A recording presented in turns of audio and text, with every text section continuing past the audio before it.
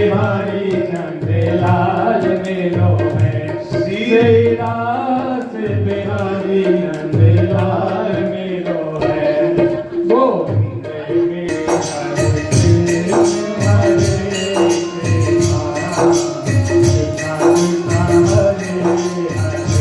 हरे राम हरे राम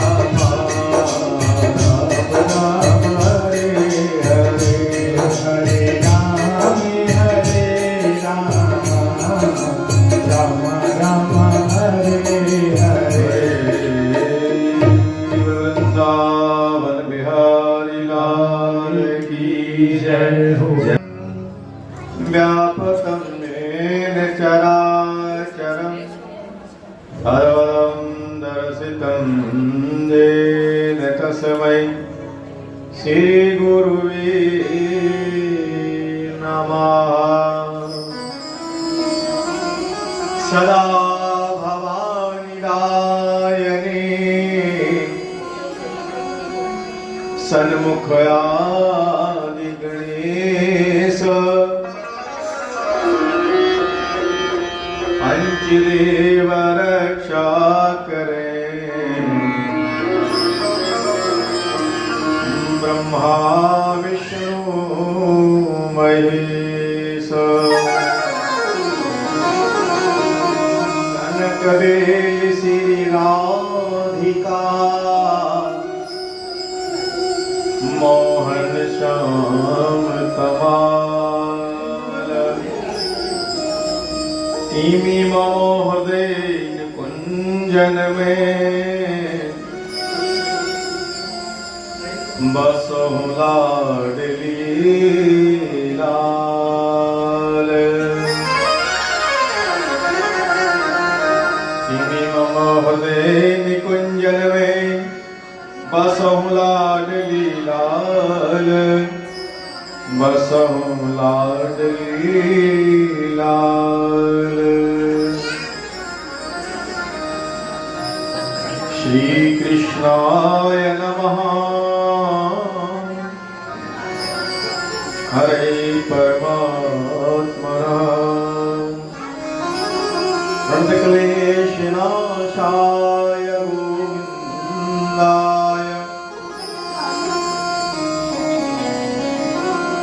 धीमहि तन्नो मिदन्ति प्रचोदयात्।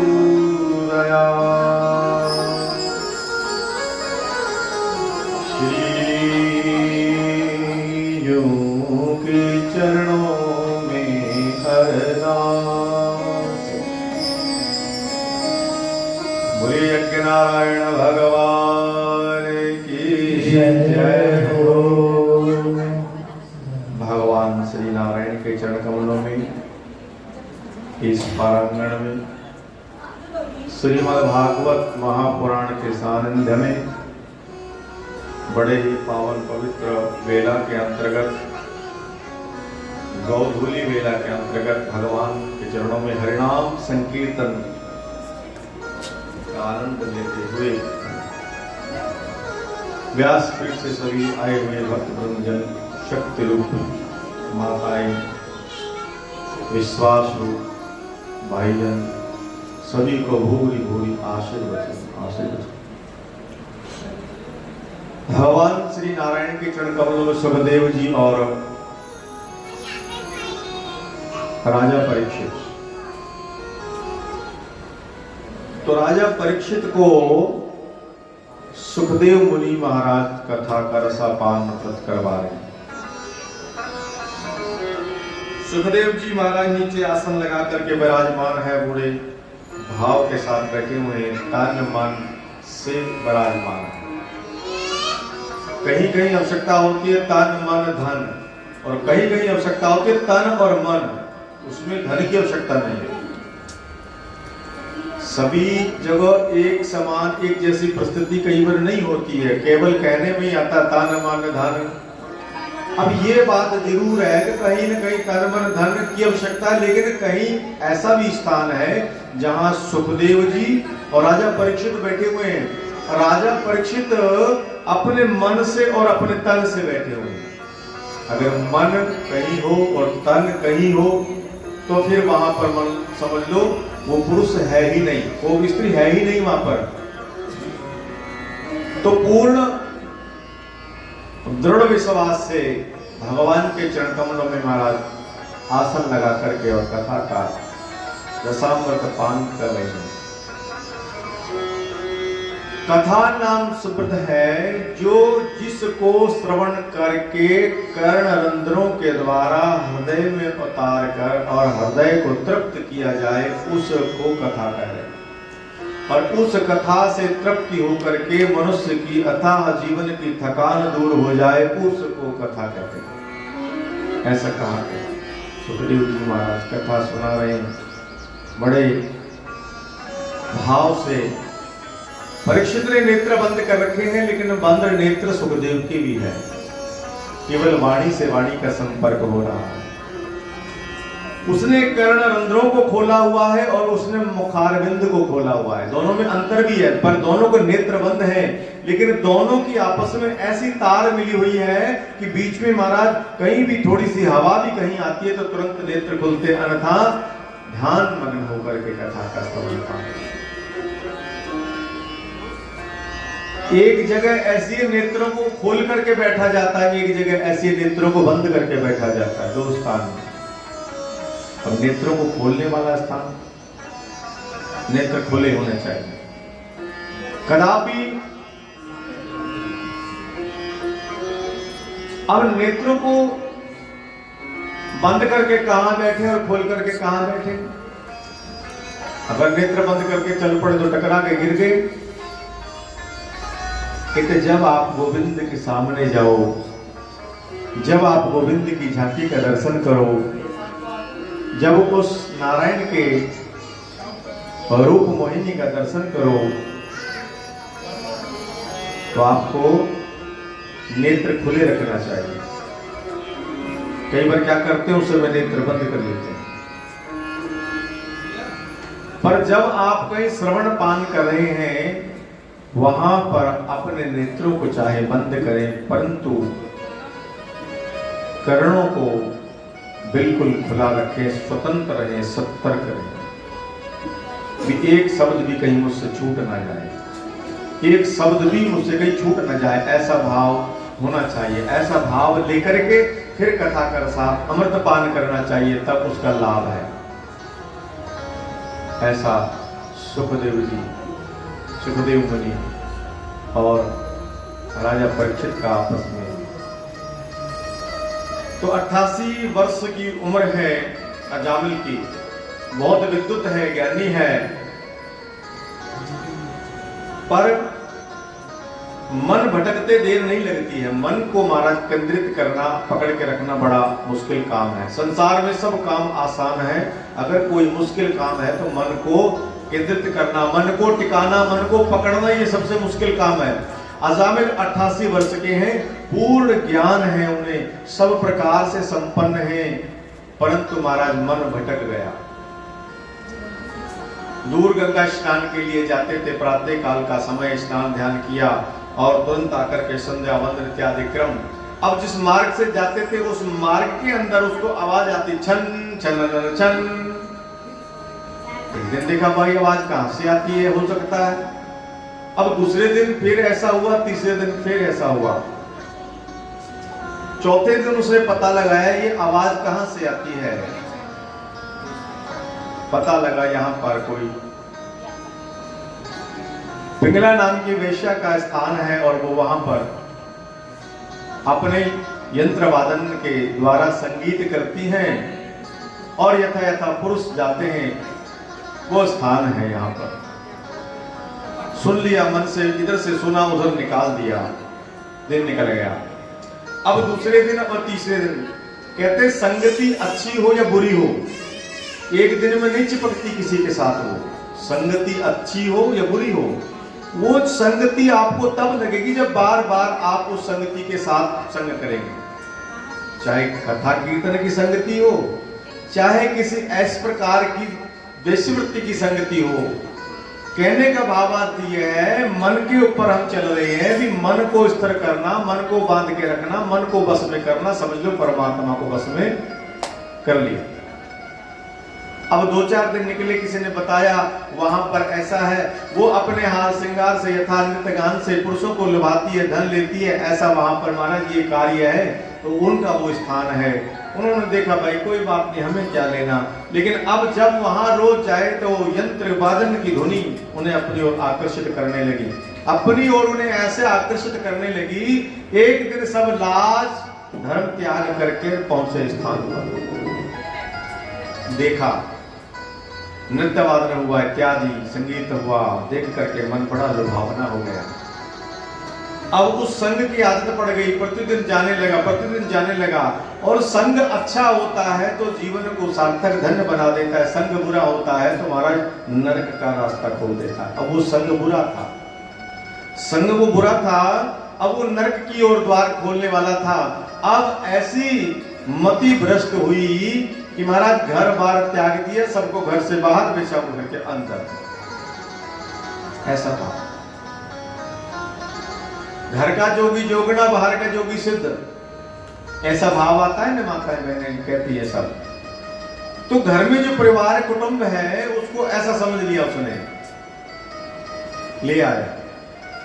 अब जो अजामिल है ले आया, लेकिन क्या हुआ, जो अजामिल का नगर है, तो अब पहले के समय में महाराज जब ये आ गया, ब्राह्मण वृत्ति का था, ब्राह्मण कर्म करता था, लेकिन जैसा जैसा संग किया वैसा वैसा विचार हुआ, जैसा जैसा विचार बढ़ा वैसा वैसा कर्म बिगड़ा। और कर्म बिगड़ते बिगड़ते पंडित जी की तरफ से ठाकुर जी की तरफ से हटते हटते डाकू जी की तरफ चला गया, धन लूटना, चोरी करना इत्यादि कर्म करने लगा। क्योंकि जिसको जिस चीज का प्रलोभन होता है वो उसकी ओर ही आकर्षित होता है। परिवार को उदर भरने के लिए धन की आवश्यकता है, और कुकर्म करने वाले को उदंड करने के लिए धन की आवश्यकता है। धन की आवश्यकता तो दोनों को ही है, लेकिन एक पुरुष अपने कुटुंब का, परिवार का पालन पोषण करता, उस धन को जो कमाता वो धर्म के आधार पर कमाता है, और जो उदंड करने के लिए धन कमाया जाता है वो अधर्म कहलाता है, उसे पाप के मार्ग से कमाया जाता है। अब उसने पाप के मार्ग से धन कमाना प्रारंभ कर दिया, बहुत धन कमा के लावे, इकट्ठा कर दे, रात्रि भेजावे, प्रातः आवे। एक दिन कोई संत मंडली वहां से निकली जा रही थी, तो संत मंडली जैसे निकली जा रही तो उस नगर के पास से निकली, संध्या का समय होगा, रात्रि का समय। अब सोचा भैया ऐसा करते यहीं अपना दंड कमंडल चिमटा गाड़ लेते हैं, रात्रि होने वाली है, रात में कहां जाएंगे। तो बोले ठीक है गुरु जी यहीं पर रुक जाते हैं। बोले हाँ, रुकने की व्यवस्था तो कर ली। अब नगर में गए तो देखो ऐसा करो, कोई दाल भात आटा चावल इकट्ठा करो भाई, प्रसादी तो बनाई जाएगी, भगवान को भोग तो लगाया जाएगा, तो जब इनको भोग लगेगा तो हमें अपने आप लग जाएगा। गए एक दो चेला गए गांव में, भाई ऐसा है कोई संत महात्मा जी आए हैं, गुरु महाराज बैठाए हैं, तो कोई आटा दाल चावल को व्यवस्था हो जाए तो प्रसादी बनाई जाए, भगवान को भोग लगाया जाए। अब सबने देखा अब आज अच्छा मौका है, बोले ऐसा है ऐसा करो, वो जो सामने घर दिख रहा है वो परला परला उधर वाला, हाथ नहीं करना, बोले तुम देखो उधर वाला, हम तो बता ही नहीं, तुम ऐसे ही सारा। अब डर भी लग रहा है कि अजामिल के घर का पता कौन बताए, लेकिन बता भी नहीं है। कई बार लोग मजाक में भी ले जाते हैं ना, उदंडता करते, उदंडता, उनके घर जाओ वहां पक्का मिलेगा। तो क्या हुआ, कई बार मजाक भी करते हैं, वो मजाक भी उसका भला कर देता, भगवान मजाक में भी छुपे होते हैं, ऐसी सी बात भी हो जाती है। अब वही हो गया, अब किसी ने किया तो मजाक था, अब उसके जाएंगे तो हमें कुछ नहीं मिलेगा, अच्छा जाओ जाओ हमारा तो। अब गए महाराज, जाकर के द्वार खड़काया, थोड़ी देर तो कोई आया नहीं, तो द्वार करने के बाद एक माता बाहर आई। माता स्त्री रूप थी, आकर के कहा क्या बात है महाराज, क्या काम था। बोले हम संत महात्मा की टोली आई है, यहाँ से जा रही थी, संध्या का समय हो चुका है, रात्रि में यहीं हमको रुकना पड़ेगा। तो गुरुजी ने कहा कि नगर से जाओ, कोई आटा दाल चावल ले आओ ताकि प्रसादी बनाई जाए। उसने कहा महाराज ऐसा है, पहले तो आपको यहाँ भेजा किसने। बोले नगर वालों ने भेज दिया। बोले आपको बताया नहीं किसका घर है। बोले नहीं हमें तो नहीं बताया, किसी का भी घर हो उससे क्या है। क्योंकि हमने तो सूखा राशन लेना है और खुद पकाना है, खुद बनाना है, खुद खाना है, उससे कोई दिक्कत नहीं है तो किसी पुरुष का सज्जन का ही। बोले आपको पता नहीं महाराज, ये डाकू का घर है, ये अजामिल का घर है, सबसे अत्याचारी और सबसे दुराचारी जीव इस नगर का यही है। उसने सत्य बताया। उसने कहा देवी कोई बात नहीं, ऐसा है तो फिर क्या हुआ, आप हमें दाल प्रसादी बनाने के लिए कोई सामग्री दे दो। कहा महाराज सामग्री तो मैं दे सकती हूँ, पर एक राज की बात और है, क्या आप मेरे घर का अन्न भक्षण करेंगे? मैं वेश्या हूं, वेश्यावृत्ति कर्म मेरा, और मेरा जीवन ऐसे ही बीत गया। मेरे यहाँ का अन्न अपवित्र है, आप खाएंगे? संतों ने कहा बेटी आपके यहाँ का अन्न कैसा है मुझे नहीं मालूम, लेकिन मेरे गुरु का आदेश हुआ है जाओ नगर से केवल आटा दाल चावल मांग के ले आओ, मैं आपके द्वार पे आ गया, मुझे दे दो। ब्राह्मण के लिए कोई बूढ़ी स्त्री हो, कोई जवान स्त्री हो, वो मध्यम वर्ग की हो, कहने का भाव है कि वो उसको बेटी ही कहकर के संबोधित करता है, ये शास्त्र मर्यादा है, वो उसको पुत्री ही कहेगा। अब ब्राह्मण चाहे छोटी उम्र का हो चाहे बड़ी उम्र का, साधु छोटी उम्र का चाहे बड़ी उम्र का, वो स्त्री को ये शास्त्र प्रमाण है पुत्री के नाम से ही संबोधित करता है। तो कहा महाराज आपकी जैसी इच्छा। आज उसका अंदर से मन भी प्रफुल्लित हुआ, प्रसन्न हुआ, आज हमारे घर के भी भाग जाग गए, हमारे अन्न को भी कोई भक्षण करेगा, आटा दाल चावल दे दिया। और कहा महाराज अब आप जाइए और शीघ्रता से यहाँ से पधारिए, क्योंकि अब अजामिल भी पधारने ही वाला है, अजामिल भी आने ही वाला है। तुरंत लिया महाराज, सब सामग्री लेकर के चले गए महाराज, जाकर के वहां पे रंडवे रोटड़ दुखिया दाल और होवे हाल बेहाल। तो संतों का तो यह हाल। अब वहां पे हमारे मोटे मोटे टिकट बनाए, 4-5 भगवान को चढ़ाए, जो बचे कुछ आपने हमारा दाल भात से खाए। उसके बाद भगवान का भजन किया, कीर्तन किया और भगवान की अरदास आरती प्रार्थना वंदना की और भगवान से कह दिया प्रभु जिसके भी घर का ये अन्न है आपके चरणों में पहले समर्पित किया है, स्वीकार कर लेना, स्वीकार कर लेना।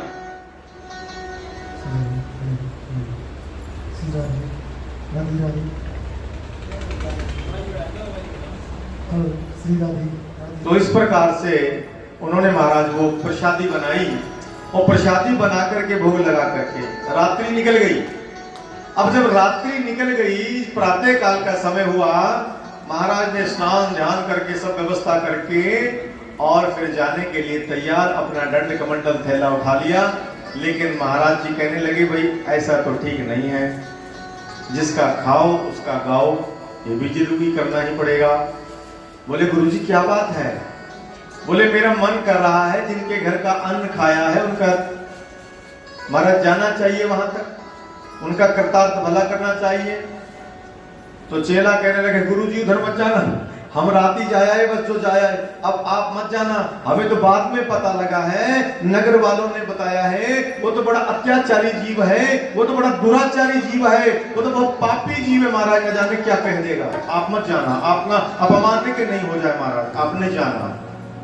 गुरुजी ने कहा संतों का कोई अपमान करे तो क्या, संतों का कोई सम्मान करे तो क्या, संत तो महाराज निराकार रूप परमात्मा के जैसे हैं। संत भगवान की जय हो, श्री वाक्य बिहारी लाल की जय हो। अरे संतन के संग लागे तेरी अच्छी बने, संतन के संग लागे तेरी अच्छी बनेगी, संतन के संग लागे तेरी अच्छी बनेगी, ओ संतन के संग लागे तेरी अच्छी बनेगी, अच्छी बनेगी तेरी बनेगी, अच्छी बनेगी तेरी बिगड़ी बनेगी, अच्छी बनेगी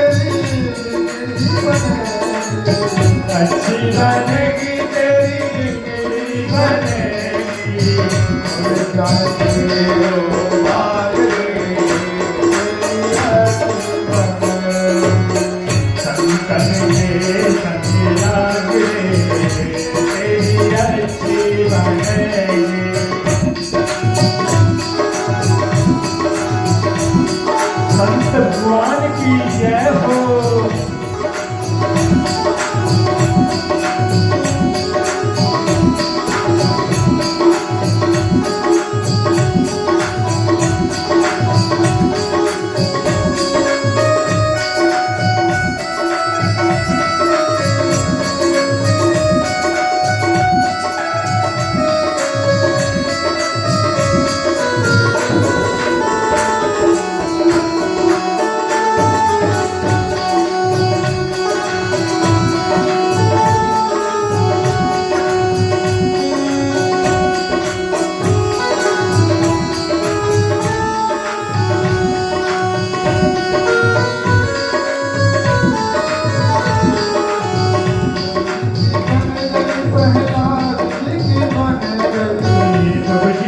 बन गई प्रहलाद जी बन गई। बन गई प्रहलाद जी की बन गई। ध्रुव जी की बन गई प्रहलाद जी की बन गई।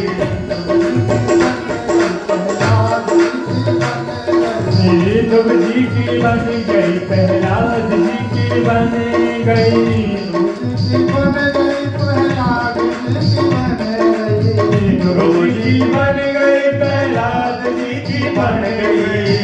हर के तन में लागे तेरी अच्छी बने।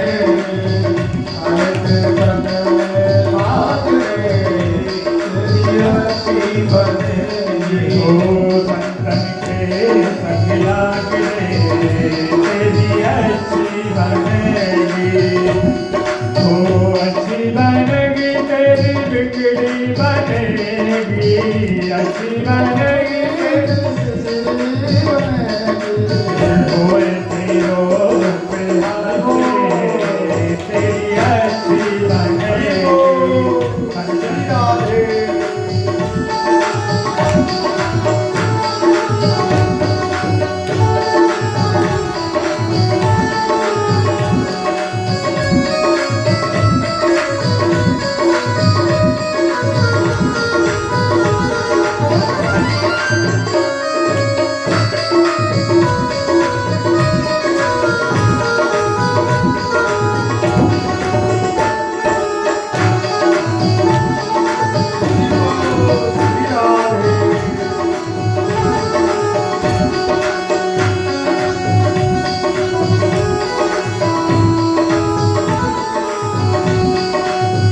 कागा से तो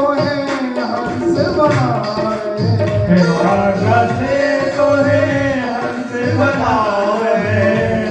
कागा से तो हंस बनावे। ओ कागा से तो है हंस बनावे। हंस बनावे तो हंस बनावे। ओ हंस बनावे तो है हंस बनावे। कागा से तो हंस बनावे। कागा से तो है हंस बनावे।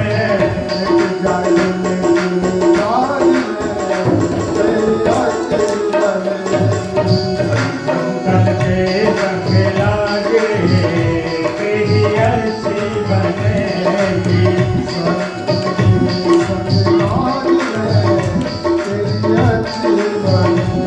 ओ अच्छी बनेगी तेरी बिगड़ी बनेगी। अच्छी बनेगी तेरी बिगड़ी बनेगी। ओ अच्छी बनेगी तेरी बिगड़ी बनेगी। अच्छी बनेगी तेरी बिगड़ी बनेगी। ओए तेरो प्रयास रे तेरी अच्छी बनेगी। संतन के संग लाग रे तेरी अच्छी बनेगी। बोल संत भगवान की जय हो।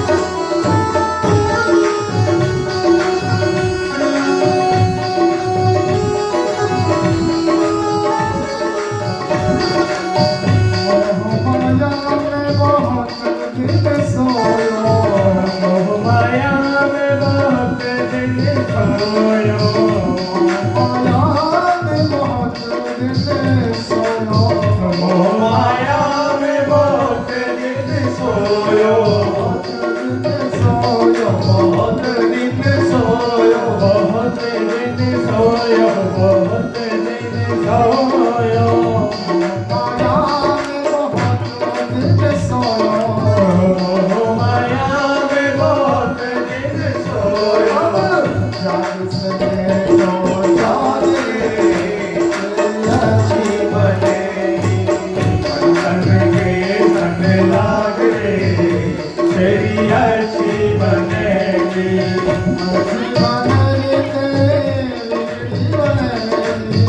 अच्छी बनेगी तेरी बिगड़ी बनेगी ओ अच्छी बनेगी तेरी बिगड़ी बनेगी ओ अच्छी बनेगी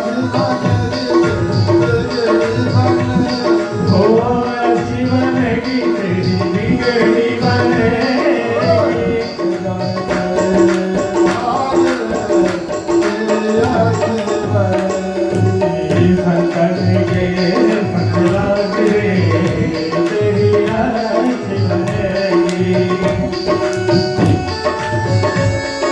हरि बोल राधे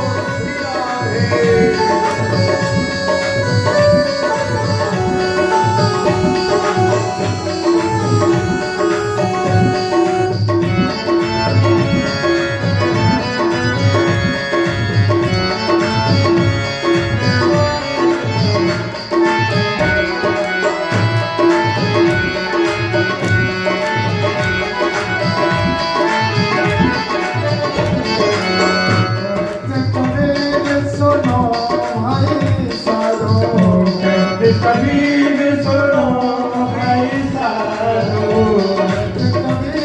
सुनो भाई साधो कहते कबीर सुनो भाई साधो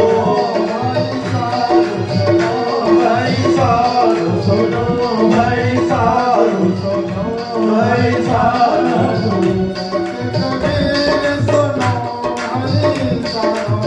कहते कबीर सुनो भाई साधो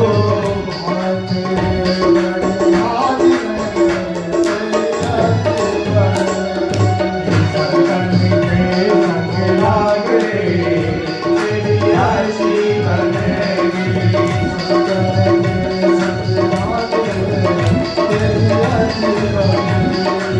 संतन के संग लागे तेरी अच्छी बनेगी तेरी बिगड़ी बनेगी अच्छी बनेगी तेरी बिगड़ी बनेगी अच्छी बनेगी तेरी बिगड़ी बनेगी अच्छी बनेगी तेरी बिगड़ी बनेगी अच्छी बनेगी तेरी बिगड़ी बनेगी अच्छी बनेगी तेरी बिगड़ी बनेगी कोई तेरो मेरा तेरी अच्छी बनेगी कोई तेरो बड़वा दे तेरी अच्छी बनेगी ओ संगत के संग लागे तेरी अच्छी बनेगी सगन के संग लागे तेरी अच्छी बनेगी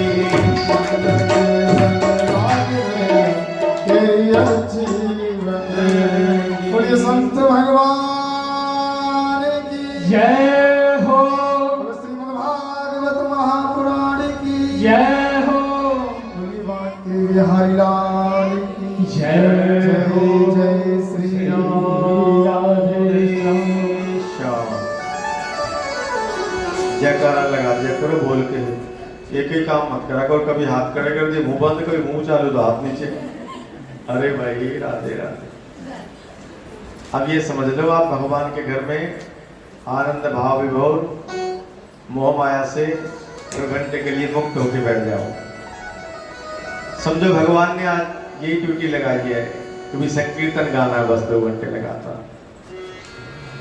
तो उसमें बड़े भाव से जिसने करी शर्म राधे राधे भगवान से मांगने में कभी शर्म नहीं करनी चाहिए भोजन भक्षण करने में कभी शर्म नहीं करनी चाहिए ये शास्त्रों के वचन है अगर आप भोजन करने कहीं बैठे हो बाहर भीतर कहीं भी घर में, अगर आपने उसमें शंका कर ली तो बाद में पेट खुजाते डोलो सत्याराम सीताराम।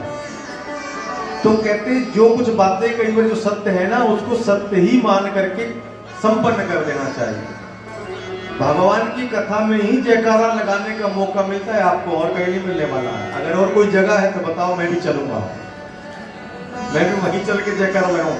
बोल वृंदावन बिहारी लाल की जय हो।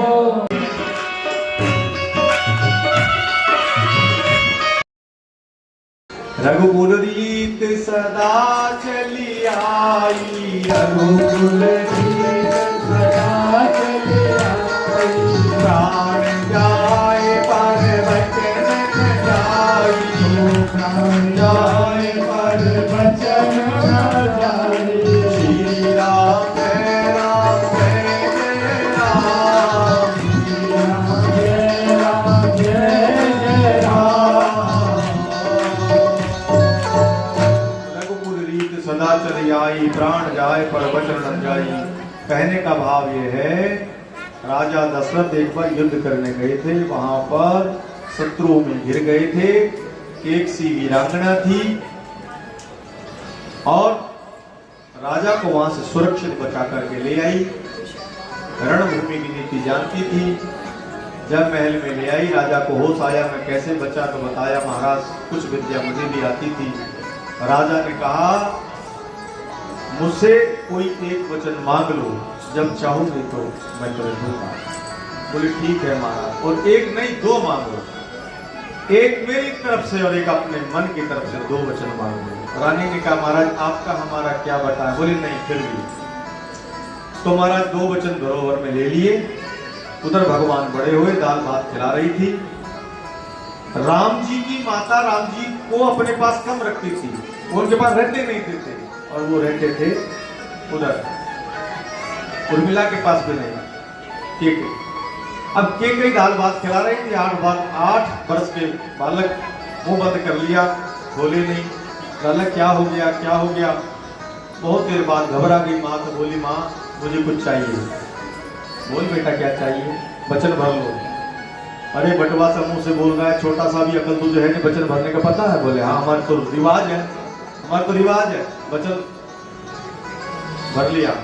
बोल क्या मांगना है। माँ जब मैं बड़ा हो जाऊंगा और मुझे राजगद्दी मिलेगी और उस समय आप मुझे राजगद्दी न दिलाकर वनवास दिलवाना, ये आप ही कर सकती हैं। मां ही एक ऐसी है जो बेटे के लिए लड़ जाती है। कहा वचन दे दो मुझे। मां ने अपना हृदय विदीर्ण कर दिया, पत्थर का कर दिया। मैं कैसे अपने बेटे को वन में भेजूंगी, लेकिन विधि के विधान को कोई टाल नहीं सकता। भगवान ने मान लिया। मां तुम्हें वैधवपन भी देखना पड़ सकता है, और मां विधवा भी हो गई थी इसी चक्कर में। भगवान ने पहले कह दिया था तुम्हें वैधवपन भी देखना पड़ सकता है, लेकिन मुझे वन में जरूर भेजना। मैं राजगद्दी पर नहीं बैठूंगा, मुझे नहीं बैठना गद्दी पर। मुझे जन जन में जाना है, जन जन में मुझे दर्शन देना है। मैं वन का राजा। भगवान का विवाह हो गया। राजा जनक जी ने लाडों से दुलारों से पाली थी, भूमि से प्रगति पुत्री थी, और धनुष बाण का खंडन करके विवाह में भगवान ने जीती। लेकिन ये मर्यादा खंडित करके और दोनों कुटुंबों को धर्म मर्यादा से वेदोक्त रीति के अनुसार विवाह करवाया। चारों भाइयों को एक मंडप में विवाह करवा दिया। 2 जनक की और 2 जनक के भाई की पुत्रियों का साथ विवाह हो गया। दोनों समुदियों में बड़ा असमंजस, बड़ा प्रेम रहा। अब जानकी जी को लेकर के तो आए थे महलों में, लेकिन उसके भाग्य में था तो चली गई जंगलों में। वैधवपन दिला दिया महाराज। चल गए वन में जाकर के 14 वर्ष वन में रहे भगवान। किसी ने कहा 14 वर्ष क्यों रहे, एक आध कम कर देते भाई। 14 इंद्रियां है, काम क्रोध मोह लोभ। 5 ज्ञान इंद्रियां, 5 कर्म इंद्रियां, 10 हो गई। 4 अपनी तरफ से लगा लो, कोई बात नहीं, आपको कम बत्ती हो जाएगी। कि पूरी करावे। भगवान वहां पर वनवास काटे और फिर रावण से भेंट होती है। जटायु आता है, सुग्रीव से भेंट होती है। सुग्रीव से जो मिलन करवाते हैं हनुमान जी महाराज करवाते हैं राम जी का, वो मैत्री करवाते हैं। 14 वर्ष तक लक्ष्मण जी ब्रह्मचारी रहे। 14 वर्ष तक अयोध्या में किसी के संतान नहीं हुई। 14 वर्ष तक सबने व्रत रखा। हनुमान जी जब आए तो उस समय राम जी कहने लगे भी तुमसे ज्यादा मुझे इन पर मोह है। लक्ष्मण जी ने सुना, लो कर लो बात। 14 सालों से तो मैं पीछे पीछे डोल रहा हूं थैला उठा के। ये अभी ताजा ताजा नया नया भक्त आया है और मेरे प्रभु कह रहे हैं कि तुमसे ज्यादा भरोसा मुझे हनुमान जी पर है। ऐसा श्रेय दे दिया भगवान ने हनुमान जी को। लखनलाल के मन में थोड़ा सा कष्ट हुआ, लेकिन भगवान नारायण किसी को अहंकार नहीं आने देते, इसलिए वो ऐसी लीला करते हैं। मैत्री हुई, पूछा तुम किस दुख में हो, तो कहा कि मेरी पत्नी का हरण हो गया। सुग्रीव से पूछा तुम किस दुख में हो, बोले मेरे भाई ने मेरा राज्य छीन लिया, मेरी पत्नी छीन ली और मेरे से बलशाली था मुझे भगा दिया। दोनों दुखी हैं। समाधान ढूंढा। अब लंका पर चढ़ाई की, लेकिन लंका पर चढ़ाई करते करते ढूंढते ढूंढते थक गए। कैसे पहुंचे वहां? जटायु से मिले। जटायु के भाई संपत्ति से मिले। संपत्ति की 400 कोस दूर देखने की दृष्टि थी। देखा तुरंत और पता लगाया सीता जी वहां है। पहुंचे महाराज सेतुबंध पर्वत से जाकर के और राम और रावण का युद्ध हुआ। युद्ध में रावण मारा गया, राम जीत गए। सीता जी को लेकर के अग्नि परीक्षा हुई। लेकिन मंदोदरी ने कहा मैं देखना चाहती हूं वो पुरुष, ऐसा कौन सा पुरुष है, ऐसा कौन सा उसके अंदर गुण है, ऐसा कैसा वो पुरुष है जिसने महाराज मेरे पति रावण को मार डाला। काल भी रावण क्या थे, देवता भी रावण क्या थे, नवग्रह भी रावण के अधीन, शनि ग्रह सब देव समाज रावण के अधीन था। लेकिन वो ऐसी कौन सी शक्ति है, उसमें क्या अंतर है? अंतर क्या था पता है? केवल बस एक बात का ही अंतर था, बहुत ज्यादा नहीं। राशि राम, राशि रावण, दोनों भाई भाई, कोई दिक्कत नहीं थी। एक ही राशि, दोनों के एक ग्रह, उसकी पत्नी की समस्या, इसकी पत्नी की समस्या। कहने का भाव यह है राम की और रावण की सोच में फर्क था, बस इतना ही फर्क। रावण की और राम की सोच में फर्क था और सोच की फर्क से ही ऊंची मत से ही मनुष्य आसमान को छू सकता है, नीची मत से ही मनुष्य का पतन होता है। अब कहते हैं रावण मर गया, विभीषण कुंभकर्ण सब मर गए। अब जाकर के मंदोदरी ने कहा मैं उस पुरुष को देखना चाहती हूँ, मैं उसका दर्शन करना चाहती हूँ। अब राम जी दुखी है कि मेरे द्वारा इतने राक्षसों का विनाश हुआ, लेकिन भगवान का तो अवतार इसलिए हुआ था। भगवान अब कहने का भाव है जैसे मंदोदरी आई, भगवान एक पटशिला पर दूर बैठे हुए हैं, भगवान का मुख परली तरफ है, सूर्य अस्त हो रहा है, युद्ध रुक चुका था। जैसे मंदोदरी आई, मंदोदरी की छाया जब राम जी की तरफ पहुंची, राम जी की तरफ परछाई पहुंची तो राम जी तुरंत खड़े हो गए, हाथ जोड़ करके प्रणाम कर रहे हैं और छाया से दूर हो रहे हैं। एक ये राम है जो स्त्री की परछाई का भी इतना सत्कार करते हैं, और एक वो रावण था जिसने पर स्त्री पर कुदृष्टि डाली। ये राम और रावण में अंतर था। बलशाली राम था, बलशाली रावण था। अब 9वां स्कंद पूर्ण हुआ, 10वें स्कंद में प्रवेश करते हैं, भगवान की झांकी का दर्शन होगा। तो एक भजन के साथ आइए, 3 मिनट का ही भजन देंगे। राधे राधे, जय जय श्री राम।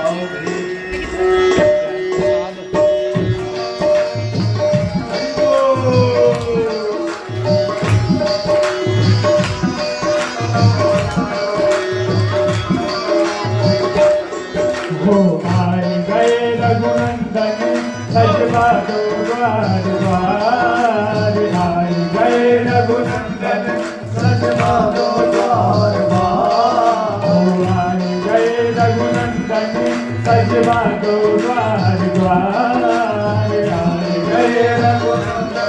सच बातो द्वार द्वार।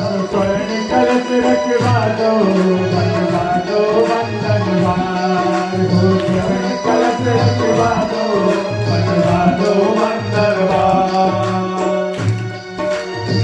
जय जय राम जी अयोध्या में लौट आए और राम जी ने हजारों रूप उनकी अयोध्या वासियों से मिले हैं और राजगद्दी पर बैठाया राज हुआ है और नमन स्कंद पूर्ण हुआ और दसवें स्कंद में प्रवेश कर रहे हैं।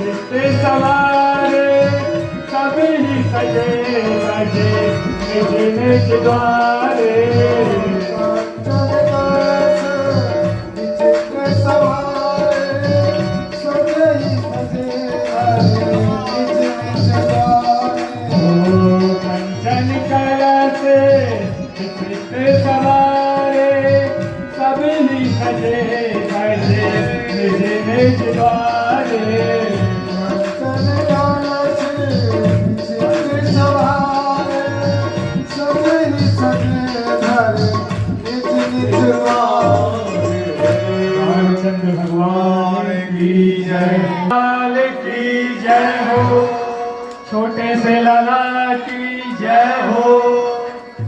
मैंने मोहन को बुलाया है वो आता होगा।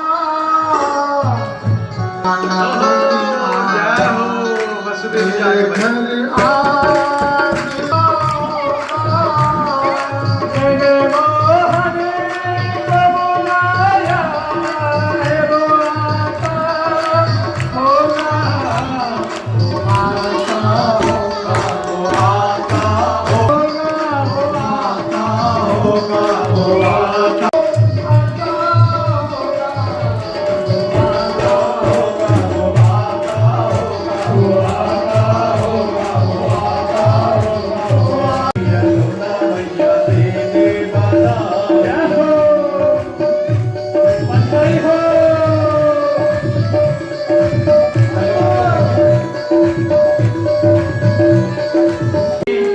पापियों को पाप से ताज दी, दाग बदलवानी है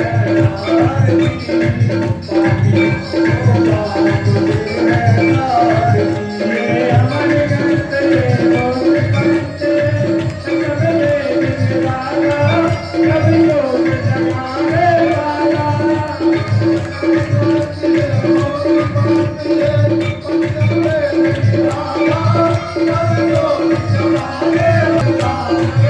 सबसे